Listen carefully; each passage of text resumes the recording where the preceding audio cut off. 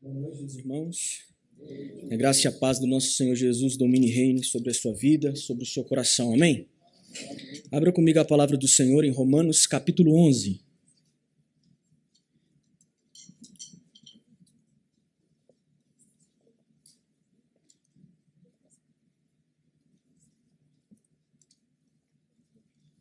Carta de Paulo à igreja em Roma, Romanos capítulo 11.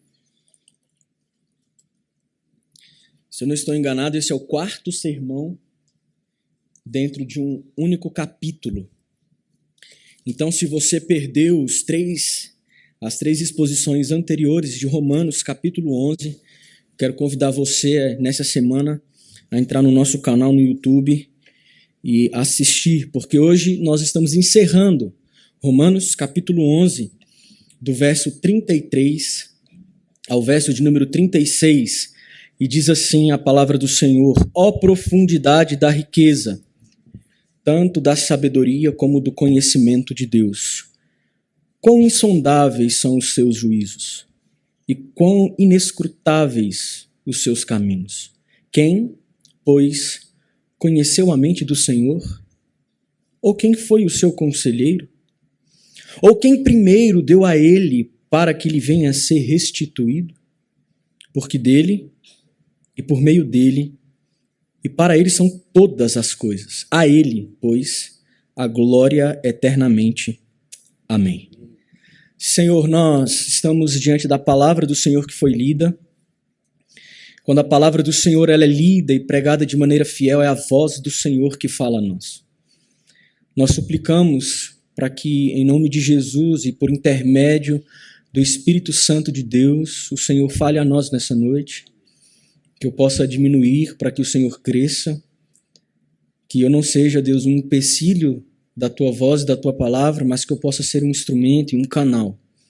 Que o Senhor me use nessa noite como um arauto do Teu Evangelho, como um proclamador da Tua verdade, e que a Tua palavra possa encontrar guarida nos nossos corações, nos transformando e nos tornando a cada dia a imagem e semelhança de Cristo. Essa é a nossa oração, em nome de Jesus. Amém. O inefável saber de Deus. Esse é o título, o tema que eu trouxe para essa nossa reflexão, para encerrar esse capítulo 11 de Romanos.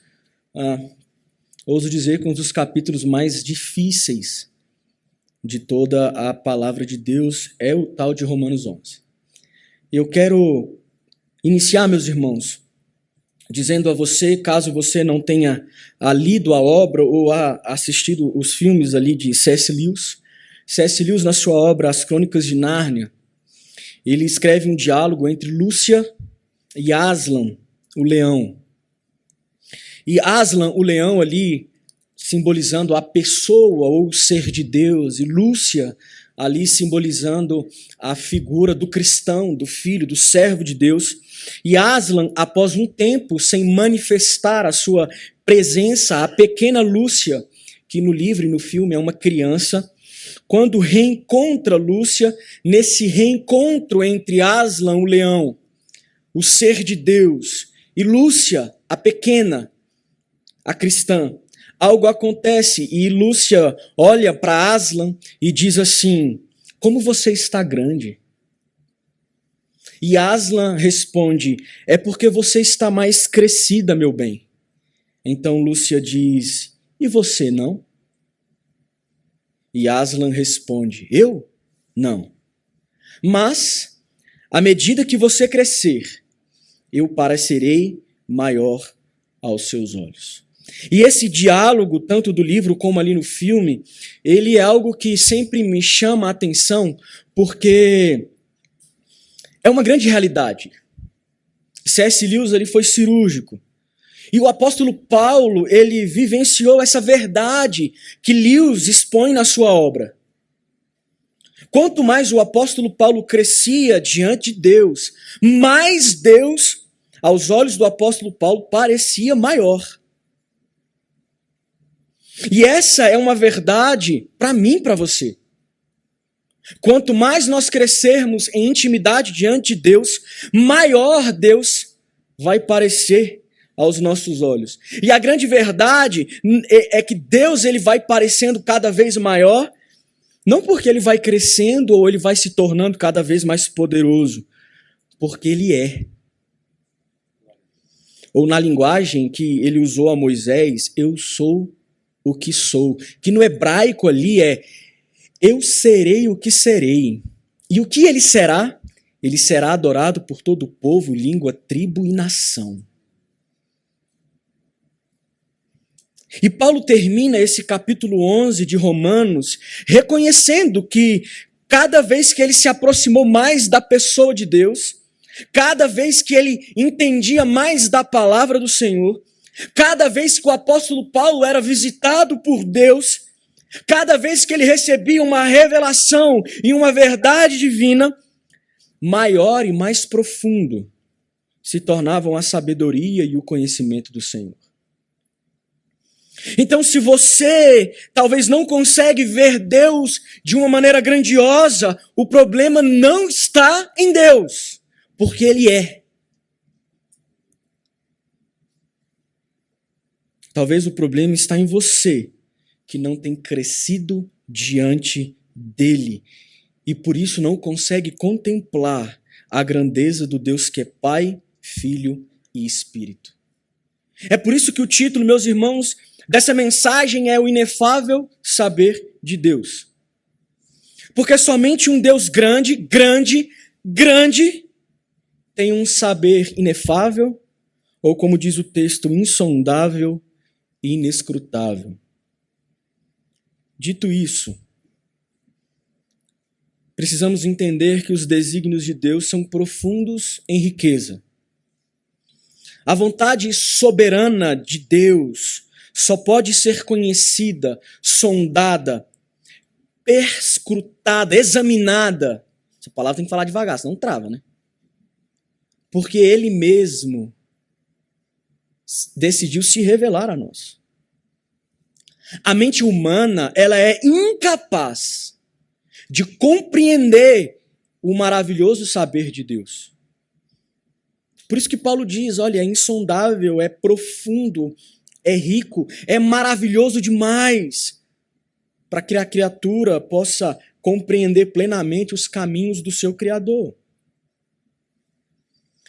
E nessa linha, no texto de 1 Coríntios, capítulo 2, se você quiser abrir, é logo depois de Romanos, 1 Coríntios, capítulo 2, verso 9 ao verso 11, 1 Coríntios 2, verso 9 ao 11, o mesmo apóstolo Paulo diz assim, mas como está escrito, nem olhos viram, nem ouvidos ouviram, nem jamais penetrou em coração humano o que Deus tem preparado para aqueles que o amam. Mas Deus nulo revelou pelo Espírito, porque o Espírito a todas as coisas perscruta, até mesmo as profundezas de Deus. Porque qual dos homens sabe as coisas do homem, senão o seu próprio Espírito que nele está? Assim, também as coisas de Deus, ninguém as conhece, senão o Espírito de Deus. Volta comigo para Romanos capítulo 11. Ninguém jamais poderia imaginar os caminhos do Senhor. Homem algum jamais poderia descobrir o plano redentivo de Deus se ele não tivesse revelado. As realidades espirituais são conhecidas, sondadas, examinadas e vivenciadas porque aprove a Deus, em seu inefável saber, revelar aos homens. E Deus revela seus desígnios a nós, por meio da palavra, e entendemos aquilo que a palavra revela, porque vem uma iluminação do Espírito Santo. As realidades espirituais são discernidas através da ação do Espírito de Deus. E muitas pessoas não conseguem entender aquilo que é espiritual pelo simples fato de não serem espirituais. Existem realidades e verdades que são espirituais e discernidas de maneira espiritual. E o homem carnal não consegue discernir isso. Então, qualquer conhecimento sobre Deus e os caminhos que o próprio Deus determinou só chega a mim e a você, a nosso coração e a nossa mente, porque Ele revelou. Meus irmãos, isso deve gerar gratidão no nosso coração, porque é um privilégio receber essa revelação especial. Receber essa revelação de quem o Senhor é e quais são os seus desígnios. É por isso que no verso 33, e vamos entrar no texto, o verso 33, meus irmãos, é fruto do deslumbramento de Paulo ante a grandeza do Senhor. Lembre que Paulo está falando desde Romanos 1, depravação total, eleição, predestinação, santificação. E quando Paulo vai recebendo todas essas verdades e essas grandezas a respeito dos desígnios do Senhor, ele fica deslumbrado. Porque é grande demais, é profundo demais, é belo demais, é rico demais. Então, quando o apóstolo vai sendo inspirado e vai sendo colocado diante dessas verdades, ele fica deslumbrado.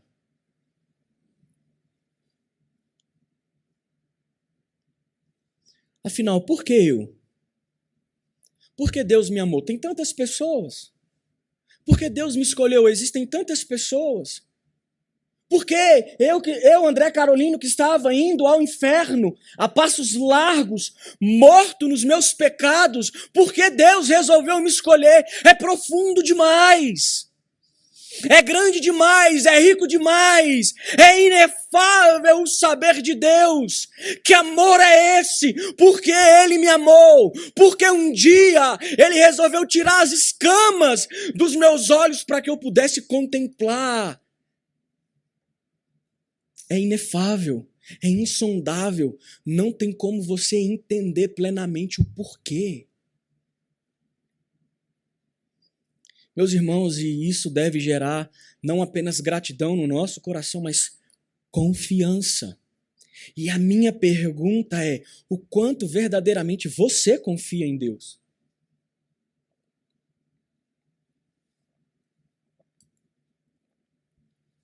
Porque a confiança é fruto da capacidade de se deslumbrar diante da grandeza de Deus. Tudo aquilo que é grande, tudo aquilo que é poderoso, tudo aquilo que traz para mim, para você um senso de segurança, gera em nós confiança. Eu lembro que quando eu era adolescente, eu saía da igreja lá em Taguatinga à noite, depois do futebol, 10, 11 horas da noite, e às vezes eu ia andando para casa, uns 4, 5 quilômetros de distância. Eu lembro que às vezes eu passava em algumas ruas, escuro, tudo fechado à noite, às vezes eu estava sozinho, e de repente quando eu via a sirene, aquela luz vermelhinha e azul de um carro da polícia, eu falava assim: agora eu estou seguro. Eu confio na polícia. Pelo menos nessa rua aqui ninguém vai me roubar, porque tem uma polícia ali. Meus irmãos, é impossível a gente se deslumbrar diante da grandeza de Deus. É impossível a gente ler e estudar, e entendendo e compreendendo a grandeza, a verdade de Deus, e esse maravilhamento que nos é apresentado por meio da Escritura, não gerar no nosso coração confiança no Senhor.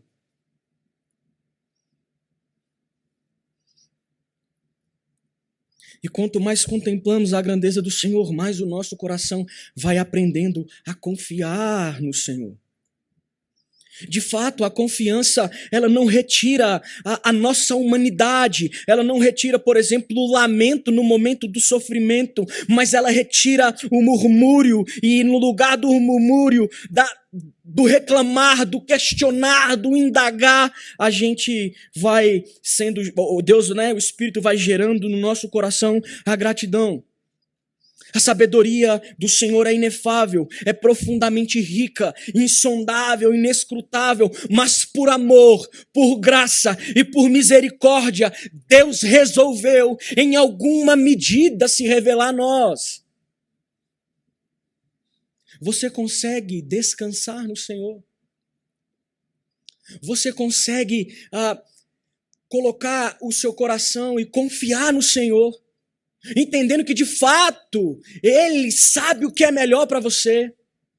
Reverenda Dail pregou ontem aqui no culto do Natal, que a paz não é ausência de barulho nem de problema, porque a paz ela não pode ser humanamente criada, porque a paz ela é uma pessoa. E ele leu em Miqueias 5 a profecia do nascimento do Messias, e lá diz: este será a nossa paz.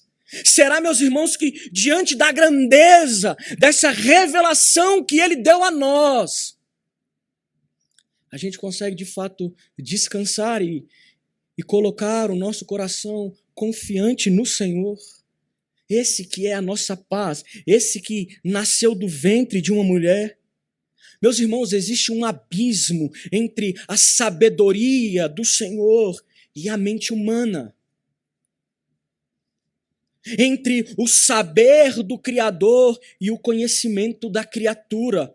Um abismo não apenas cognitivo, não apenas intelectual, mas um abismo ontológico, um abismo da própria essência. Ele é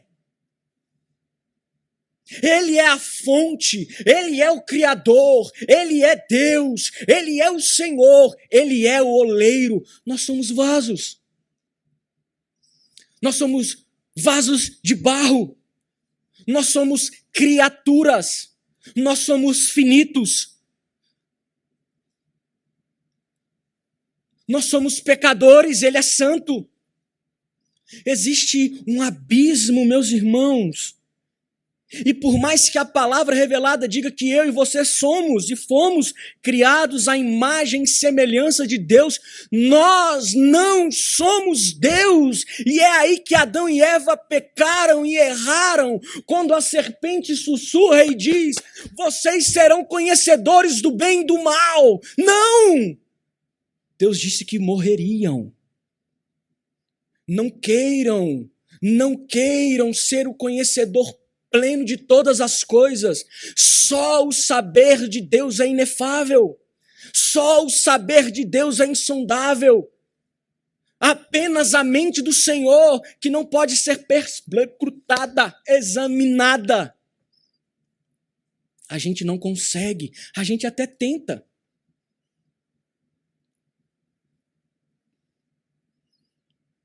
Jonas Madureira, na sua obra Inteligência Humilhada, ele diz assim: qualquer conhecimento verdadeiro que possamos ter de nós mesmos será sempre fruto de revelação e não de mera inteligência. Não há autorreflexão que seja suficiente para nos levar ao autêntico autoconhecimento. O conhecimento que Deus tem de nós nos humilha. Não apenas porque somos ignorantes com respeito a Ele, mas, sobretudo, porque somos ignorantes com respeito a nós próprios e, por conseguinte, dependemos dele para saber realmente quem somos. A gente não sabe apenas quem Deus é, se Ele não revelar, como você não sabe quem você é, se Ele não revelar. Nada saberíamos sobre Deus se Ele não se revelasse, mas também nada saberíamos sobre nós mesmos se Deus não revelasse.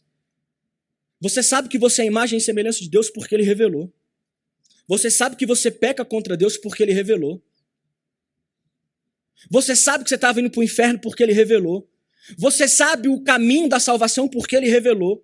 Você sabe como tudo foi criado porque Ele revelou. Você sabe que esse mundo vai passar porque Ele revelou. Você só sabe quem você é porque Ele revelou. E Jonas disse que isso nos humilha, e nos humilha mesmo. Porque o ser humano ele tem o desejo de ser autônomo, de ser independente, de ser livre. E Jonas Madureira, no seu livro, na palavra, e a palavra de Deus nos lembra que a gente só sabe quem a gente é porque Deus revelou quem nós somos. Ele é a fonte de todas as coisas. Meus irmãos, a doxologia paulina, que é esses versos 33 a 36, é reverberada. Então, Paulo aqui ele escreve de uma forma lírica, como uma canção de fato, e existe canções já com esse profundidade da riqueza. Cabe Lucas, lembra lá, 1990 e alguma coisa?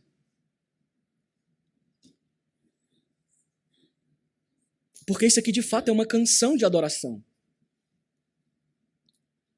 Paulo enfatiza a majestade celestial, a grandeza do Senhor, esse inefável saber divino, profundidade da riqueza, tanto da sabedoria como do conhecimento de Deus. Quão insondáveis são os seus juízos e quão inescrutáveis os seus caminhos. E como que Paulo, meus irmãos, ele mostra esse seu deslumbre ante a grandeza de Deus? Fazendo algumas perguntas. Verso 34 e 35. Quem, pois, conheceu a mente do Senhor? Quem deu conselhos ao Senhor? Ou quem deu algo para Deus para ficar com crédito? Com Deus. Você percebe que o verso 33, Paulo exalta a majestade de Deus, e no verso 34 e 35 ele está dizendo assim, vocês não são nada. Nós não somos nada. A sabedoria dele é profunda, é insondável, é inescrutável. Agora, você conheceu a mente do Senhor? Quem? Quem deu conselhos a Deus? Tá. Quem deu alguma coisa para ele para que lhe venha a ser restituído? Meus irmãos, e Paulo aqui, ele está reverberando um texto lá do Antigo Testamento, em Isaías capítulo 40, versos de 12 a 15. Isaías 40, versos de 12 a 15, diz assim: Quem na concha de sua mão mediu as águas e tomou a medida dos céus a palmos? Quem recolheu na terça parte de um éfa o pó da terra e pesou os montes em romana e os outeiros em balança de precisão? Quem guiou o Espírito do Senhor? Ou como o seu conselheiro o ensinou? Com quem tomou ele conselho para que lhe desse compreensão? Quem o instruiu na vereda do juízo e lhe ensinou sabedoria e lhe mostrou o caminho do entendimento? Eis que as nações são consideradas por ele como um pingo que cai de um balde e como um grão de pó na balança. As ilhas são como pó fino que se levanta. Volta para Romanos. Paulo, no Novo Testamento, está reverberando aquilo que Isaías já levantava acerca da majestade e desse Deus que é grande. As nações são como um pingo no balde. Se você for viajar e for para a praia, olha o mar e vê o tamanho do mar. Cabe nas palmas da mão.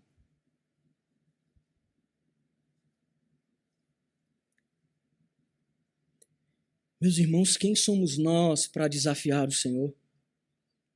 Quem somos nós para colocarmos Deus no banco dos réus?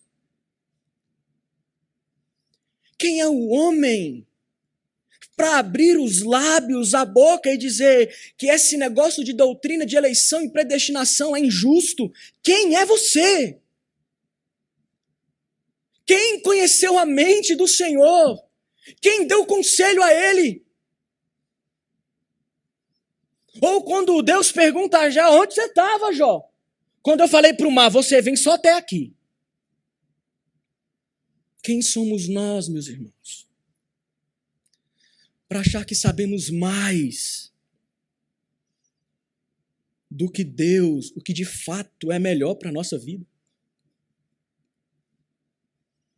O Jonas Madureira, ainda nesse livro Inteligência Humilhada, ele diz assim: diante de Deus, toda inteligência criada está sob condição da humilhação. E ele diz assim: por que diante de Deus a inteligência do homem é humilhada? Ele pergunta no livro. E ele mesmo responde: porque só existe adoração quando o coração humano é ferido. Porque o coração humano, ao ser ferido, confessa sua carência de Deus. Bonito, né? O cara é filósofo também. Meus irmãos, o verso 33 mostra que Deus é grande. Os versos 34 e 35 revelam a pequenez do homem. E assim Paulo termina sua doxologia, mostrando que os desígnios de Deus, esse inefável saber, essa profunda riqueza de conhecimento, visa a glória dele mesmo. Verso 36, porque dele, e por meio dele, e para ele, são todas as coisas. A ele, pois, a glória eternamente. Amém.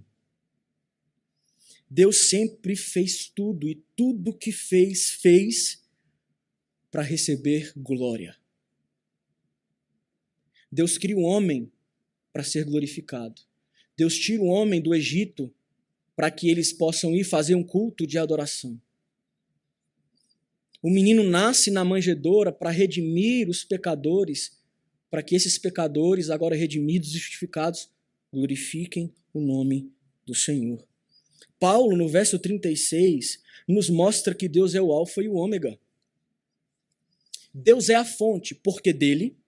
Deus é o caminho, e por meio dele. E Deus é o objetivo de tudo, e para ele são todas as coisas. Deus é a fonte, porque dele. Deus é o caminho, e por meio dele. E Deus é o objetivo, e para ele são todas as coisas. Deus é o alfa e o ômega, ele é o princípio. E ele é o fim. É por isso que a grandeza de Deus fere o coração do homem. É por isso que a doutrina da predestinação e da eleição, onde Paulo trata aqui no capítulo 9, 10 e 11 de Romanos, ela é incompreensível para muitos cristãos. É por isso que muitos dizem assim, é injusto. Não é injusto. É porque a palavra de Deus está ferindo a inteligência do homem, está ferindo o coração. Porque o homem, por ser pecador, ele tem dificuldade em curvar o coração e dizer assim, eu não entendo. Está na Bíblia, mas eu não entendo. Mas está lá. Quando as pessoas vêm conversar comigo sobre eleição e sobre predestinação, eu já começo a conversa assim, vamos começar no seguinte, você concorda comigo que a predestinação e a eleição está na Bíblia? Concordo. Então vamos conversar, a gente não vai conseguir esgotar todo o assunto, você não pode dizer que é mentira porque está na Bíblia. O máximo que eu e você podemos dizer, a gente não consegue entender a plenitude desse saber e desse conhecimento e desse desígnio de Deus. É por isso que Agostinho afirmou, ó Senhor, feriste-me o coração com a tua palavra e então eu te amei. Porque dele, por meio dele, e para ele são todas as coisas. A ele, pois, glória eternamente. Amém. Essa é a finalidade da grandeza do Senhor e da pequenez do homem. Por que Deus é grande e o homem é pequeno? Porque Deus é glorificado. Por que Deus é majestoso e a gente é vaso de barro? Porque ele é glorificado. Por que Paulo, no verso 33, exalta o Senhor e no 34 e no 35 põe todo mundo ali, todo mundo é pequeno? Porque Deus é o único digno de receber glória. E em Romanos, capítulo 11, Deus revelou tanto a rejeição parcial e temporária dos judeus, como também revelou os gentios sendo enxertados na oliveira, sendo alcançados pelo evangelho. E tudo isso foi designado por Deus para que o próprio Deus recebesse glória. O que Paulo nos mostra antes de iniciar o verso 33? Está lá no verso 32. Porque Deus a todos encerrou na desobediência, a fim de usar misericórdia para com todos. Tanto os judeus como os gentios, todos caíram em desobediência. Mas Paulo está dizendo que Deus os alcançou com misericórdia. Então, quando Deus, na eternidade, designou que ele iria endurecer o coração dos judeus por um tempo e estender misericórdia e salvação aos gentios, mas depois iria ferir o coração dos judeus, estendendo aos judeus também misericórdia e salvação, todo esse desígnio ele fez, ele determinou. Por quê? Porque ele queria receber glória. O judeu não poderia olhar para o gentil e dizer assim, eu fui escolhido porque eu sou melhor. E o gentil não poderia olhar para o judeu e dizer, eu fui escolhido porque eu sou melhor. Não, porque todos desobedeceram. Então a misericórdia alcançou o judeu e a misericórdia alcançou o gentil. E quem é glorificado? Deus é glorificado. E sabe por que a gente sabe disso? Porque Deus revelou. Porque está aqui.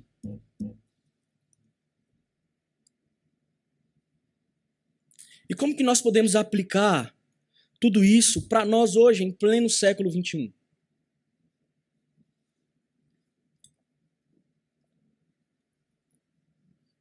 Relembrando para o que fomos criados.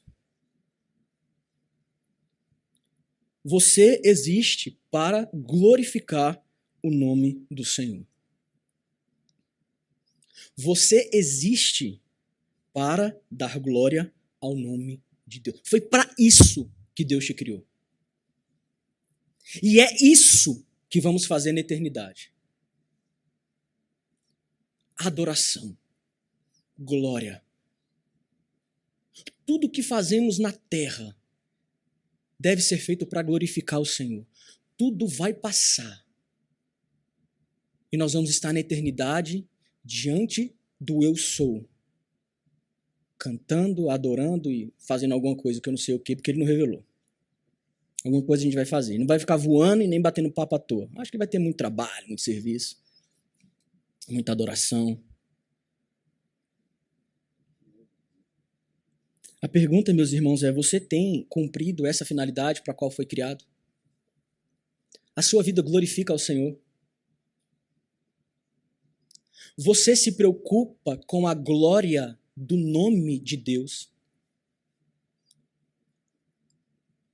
Você sabe o que significa a palavra cristão?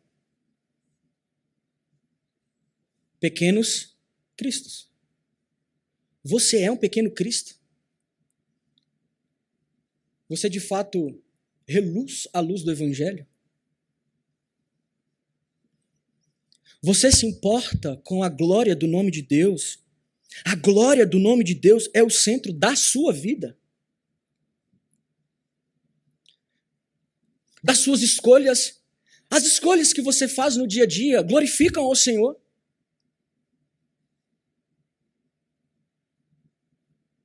Os seus desejos são desejos que glorificam ao Senhor?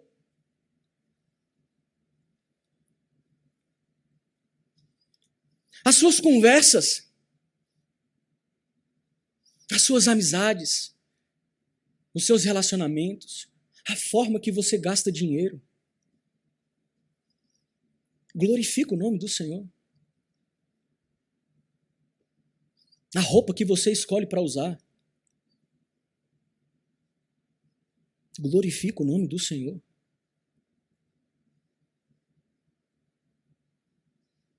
O que você come e como você come glorifica o nome do Senhor? É para isso que a gente existe. Existimos para glorificar o nome do Senhor. Sabe quando é que você deixa de cumprir a finalidade para a qual você foi criado, adorar o Senhor? Quando você perde de vista a grandeza de Deus. Quando você não se deslumbra mais ante esse inefável saber. Quando a gente não fala mais como Lúcia falou para Aslan no nosso quarto diante de Deus em oração. Como você é grande. Quando a presença de Deus não é mais prazerosa para nós.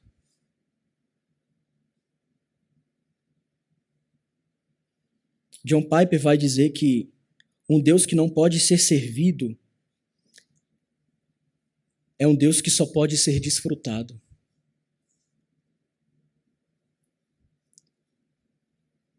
A gente não tem a mínima condição de servir a Deus. Ele é Deus. Nós somos criaturas. Agora,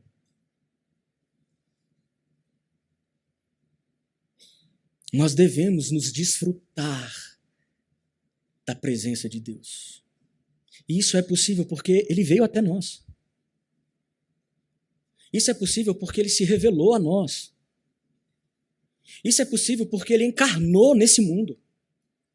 Isso é possível porque Ele andou nessa terra. Isso é possível porque quando Ele foi assunto ao céu, Ele enviou o Espírito para habitar em nós. Davi achou que poderia construir uma casa para Deus. Não é você não, é Salomão. Aí constrói a casa. Deus está na casa, enche a casa de glória. Aí vem Estevão e diz assim, que Deus não habita em templo feito por mão de homens. E ele é morto.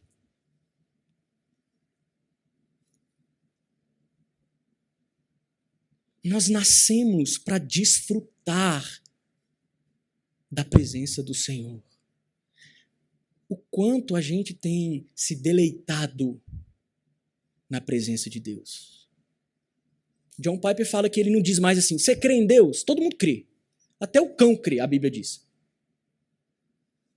John Piper diz assim, você tem prazer na presença de Deus, aí isso muda tudo.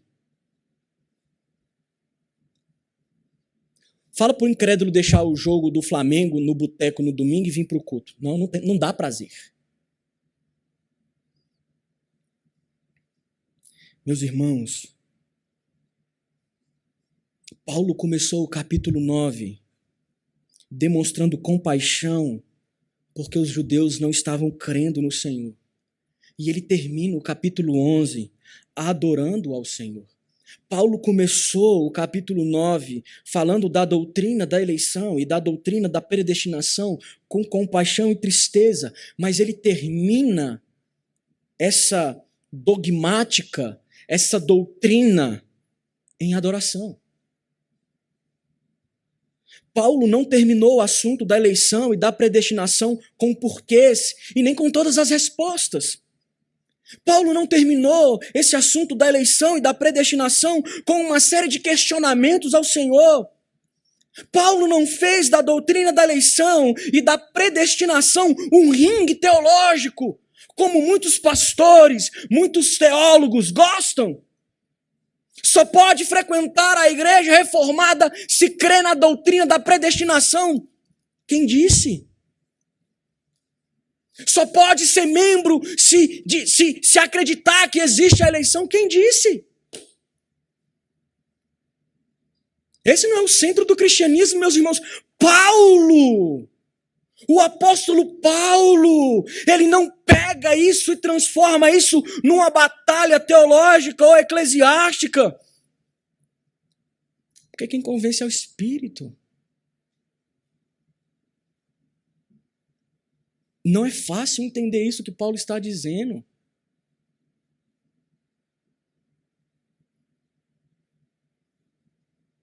Você quer ver como o saber do Senhor é inefável? Por que Deus ele resolveu salvar os homens caídos, mas ele não resolveu salvar os anjos caídos na rebelião? Porque os anjos que se rebelaram junto com Satanás vão ficar lá e acabou. Mas os homens que pecaram lá em Adão e Eva, ele escolheu salvar alguns. Por que salvar alguns homens, mas não salvar alguns anjos? Como que Deus decretou a entrada do mal no mundo sem ele ser o autor do mal? Como funciona essa verdade bíblica da Trindade? Deus é Pai, Filho e Espírito, ele é três, mas ele é um. Como que é isso? Como que ele transforma a água em vinho? Como que ele fez o sol parar? Como abrir o mar? Como fazer a água brotar de uma pedra?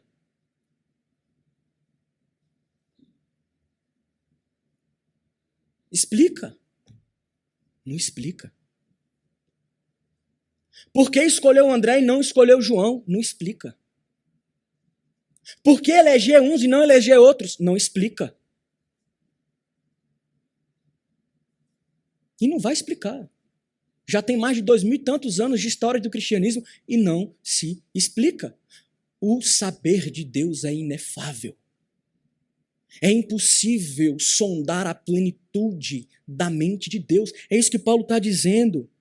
Quem, pois, conheceu a mente do Senhor? Quem, pois, conheceu a mente do Senhor? Responda-me se você for capaz. Meus irmãos, celebramos o Natal ontem. Você quer um saber mais inefável do que o Natal? Como explicar que o Salvador da humanidade viria como uma criança, um bebê em uma manjedoura dentro de uma estrebaria, filho de um carpinteiro, que seria gerado no ventre de uma mulher virgem.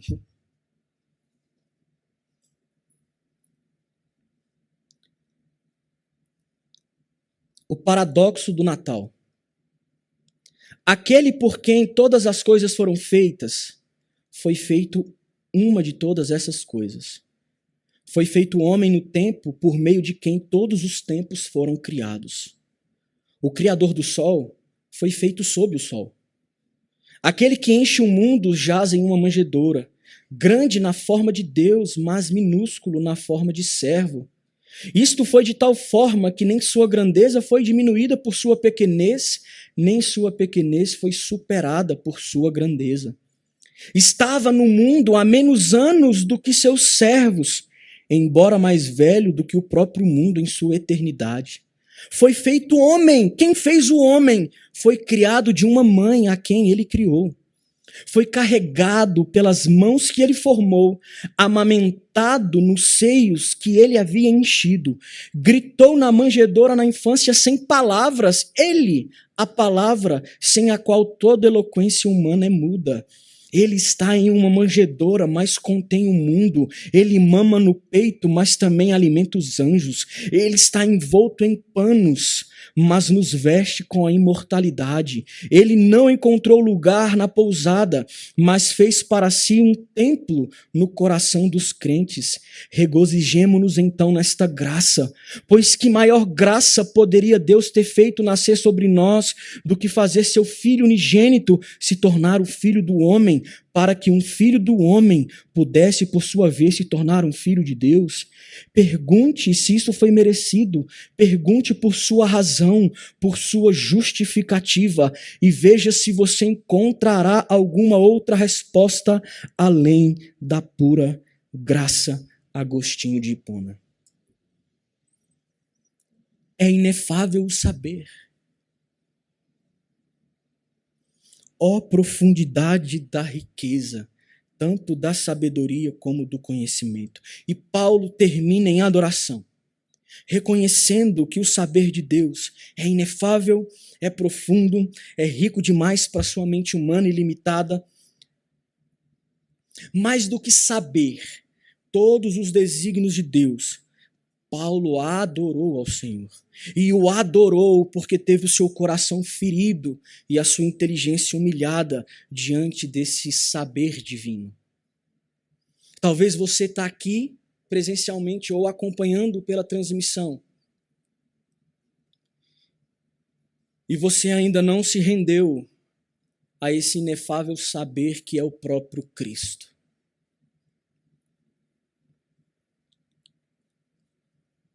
Se você quer saber quem você é, você precisa conhecer esse Senhor. Se você quer um sentido para a sua vida e para a sua existência, você precisa conhecer esse Senhor. Se você quer entender um pouco, não tudo, mas um pouco, daquilo que acontece dentro do seu coração, você precisa conhecer esse Senhor. Pastor do Rio de Janeiro, se eu não me engano, Josemar Bessa diz que Deus resolveu calar o rugido do leão com o choro de um bebê.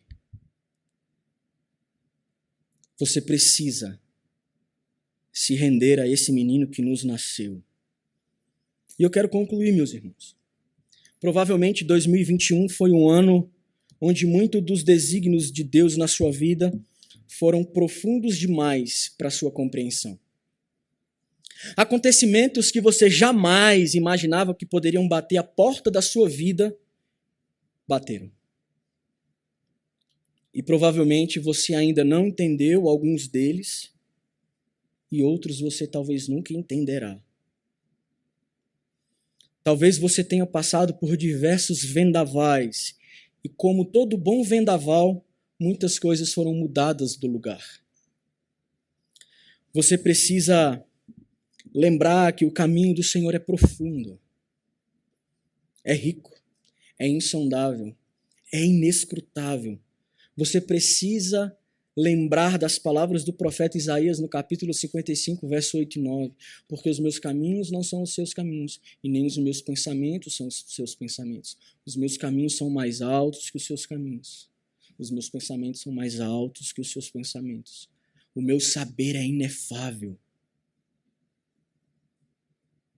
Não pode ser descrito e compreendido em sua totalidade. E a minha oração, meu querido irmão, minha querida irmã, é para que você faça como o apóstolo Paulo. Mais do que tentar entender plenamente os desígnios e os caminhos do Senhor, que você possa adorá-lo. Que o seu coração seja de fato ferido pela grandeza de Deus, e que o seu coração ferido e a sua inteligência humilhada se prostrem em adoração ao Senhor. Porque foi para isso que Deus nos trouxe à existência. Afinal, porque dele, por meio dele e para ele são todas as coisas. A ele a glória eternamente. Amém. Feche seus olhos, vamos orar em nome de Jesus.